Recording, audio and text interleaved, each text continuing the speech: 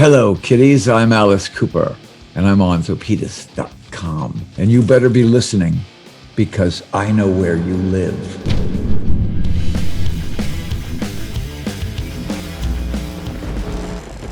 Hi Alice, how are you? I am fine. How are you? I'm fine. It's a pleasure to meet you and talk to you. I'm really Thank you. excited. Thank you. How are things in Mexico? Are everybody getting their vaccinations now? Well, the thing is very complicated, but step by step we had a Yeah. It's a little slower. Yeah. yeah. I think they're getting in Phoenix here, where I live in Arizona. It's around 25,000 people a day are getting vaccinated. So I would say by summer we'd probably be out on tour. You know, if every city is doing that, everybody should be pretty much ready to go. Are you ready? Oh yeah, I'm always ready.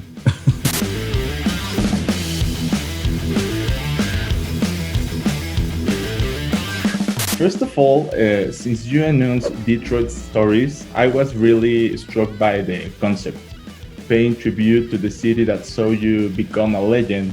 So I would like to know, how did this idea come up? How long did you plan this album? The idea really was, starting out, was just let's do a really good hard rock album, you know, a really good guitar-driven hard rock album. And then we said, well, where are we going to do this album?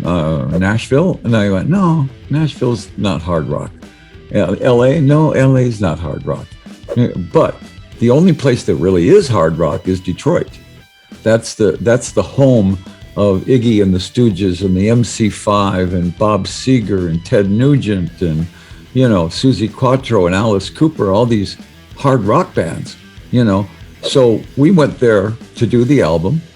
And then we decided when we got there, well, why don't we record it here and use all Detroit players?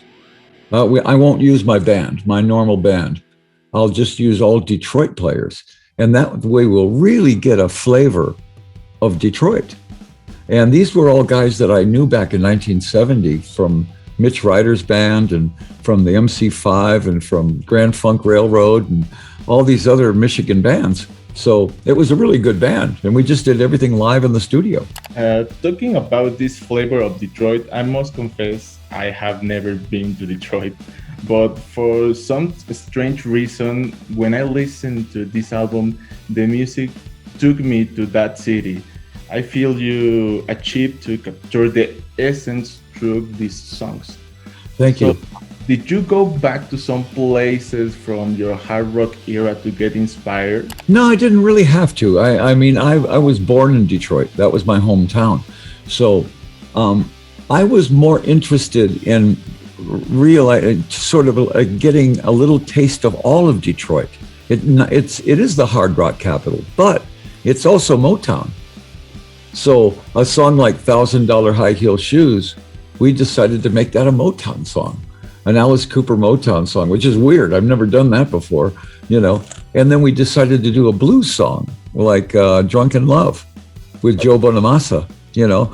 And all the different types of music in Detroit, we decided to take a little bit of that, a little bit of this, a little bit of that, and turn it into a full kind of Detroit review, you know. Punk, it's got punk in it, it's got a little bit of, it's not really rap, you know. Independence Dave is more like, it's not really rap, it's more, it's hard rock. As you said, there's a little bit of Motown in this album, and I find it interesting because it doesn't just focus, as you said, on hard rock. So why did you decide to keep that funk group in this song instead of taking it to rock? And what Motown artists do you admire or still listen to? Well, you know, we had all of our friends were in Motown. Back in 1970, we would be on stage. We would be doing a show with the Stooges and the Who, you know, and we would look down in the audience and there would be Smokey Robinson. And there would be some of the Temptations and Stevie Wonder. And all these guys from Motown would come down to the rock shows. And it was very normal. It was very normal to do that. People were not shocked to see the Motown guys at the rock shows. and then we would go to see their shows. So there was no color involved in it. There was no racial thing involved in it. It was just good music. And so all of our friends, we had lots of friends that were in Motown. And it was kind of surprising, I think, to other people to see all these rock and roll guys with long hair and everything, you know, hanging out with all these great black musicians and artists. And we didn't think anything of it. It was just sort of, they were just friends, you know. Just for the music. Yeah, it was just about the music. It was no, like I said, there was no racial, nobody even thought about that. It was just, how good is the band? How good is this band? How good is that band? And so doing a Motown song, to me, I took some horn players from Motown, and I took, you know, the girl singers, you know, and put them in there. And it sounded then like a Motown song. And I think I would love to hear a Motown band do that song, you know, a cover of it. That would be great to hear. It would be awesome. Yeah, it would be great. I know this is a very complicated question because you lived a lot of things in that place. But what do you think was the weirdest story that happened to you playing a show in Detroit? The very first time that we came from Los Angeles, and we didn't fit in to Los Angeles. We were too scary for Los Angeles. You know, they had the Doors, and they had Buffalo Springfield and all these cool bands. And you know, the Doors were friends of ours. We were really good friends with them. In fact, we opened for them for a while. And in San Francisco, we didn't fit into San Francisco either. They were too groovy, and, you know, everything was psychedelic and everything. But, you know, when we got to Detroit, all of a sudden I played a big festival, and I'd never heard of the MC5. I'd never heard of the Stooges or any of those bands, because they were local bands. They were all Michigan bands. They weren't national, you know. Nobody in LA had ever heard of any of them. So we show up, and it's a big festival, and first band I see is the MC5. And I went, wow, these guys are good. You know, these guys are really a show band. They're really do a show up there. And then the next band I see is Iggy and the Stooges. And Iggy's like a contortionist, and he's like this miniature Mick Jagger, you know, and he got peanut butter all over him, and he's in the audience. And I went, wow. I thought that we were the only band that did that kind of thing. So when I saw all these bands, you know, I went, okay, they're going to love us then. So we got on stage, and the audience was like, they couldn't believe what they were seeing up there. And then they found out I was from Detroit. And that was one of those things where all of a sudden I was the hometown, you know, sort of the long lost son that came home. And so they took us in with open arms. And at that point, after every single show, there was a party. There'd be a party at maybe Susie Quattro's house. Or then there'd be a party the next week at Ted Nugent and the Amboy Dukes' house. And then it was at our house. And then it was, but all of the bands would show up. All, you know, 200 guys in bands would show up. And that was like a fraternity. You know, we were all very, very much interested in each other's music. So it was a great, great time in rock and roll. I think it was the healthiest rock scene in America was Detroit during that time.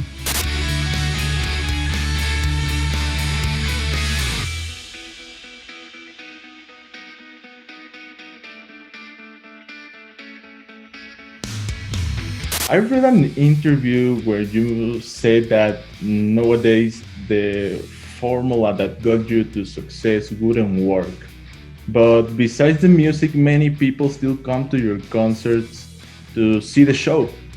Yeah. Do you think the audience has lost the ability to be surprised? Yeah, I don't think you can shock an audience. I don't think you can like really shock them like you did in the 70s. It was easy. Nobody had ever used a snake on stage.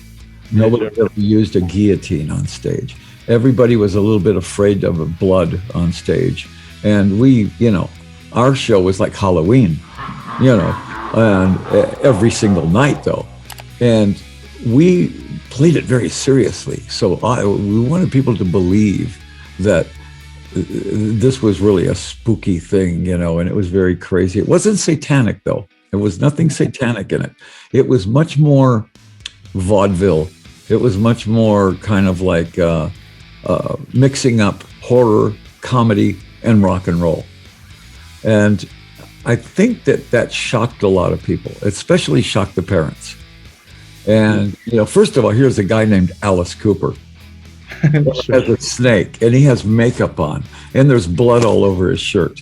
And, and at that time it was like, yee, that's, I don't want my kids to see that.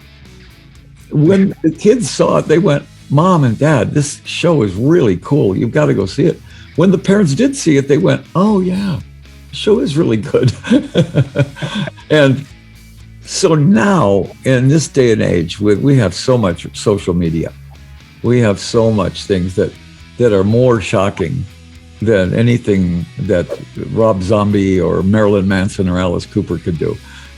So now the shock is just part of the show. It's part of the tradition now of the show. People want to see the guillotine. They want to see it work really cool. They want to see the blood squirt out, and everything. But they're not shocked by it. They're expecting it. There's no surprise about it.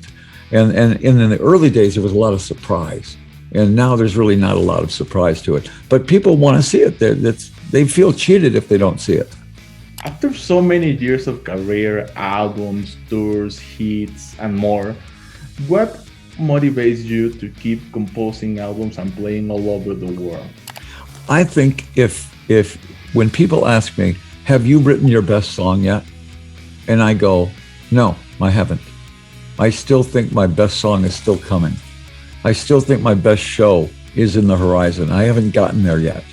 And I think if you ask Paul McCartney that, he would say, with all the great songs he wrote, he would say, no, I haven't written my best song yet. And that's what keeps you moving forward. If I just went, oh yeah, I've already written my best songs, and the school's out and all these, so I'm just going to lay back and rest on those. You might as well quit then. I think you always have to be hungry to write those new songs, to write, to do a new show that's even better than the last show. That's what keeps you alive and keeps you vibrant in the business. I never get tired of it. I never have ever gotten tired of rock and roll. And some guys did. They just said, I don't want to do it anymore. And I go, man, how can you get tired of rock and roll? And we hope you're never tired of rock and roll. No, I don't think I ever will be. Thank you so much for your time, Alice. Thank you for the music, and congratulations for this album. Thank you so much. Thank you. See you soon in Mexico. Do you have any message for your fans in Mexico? We cannot wait to get to Mexico.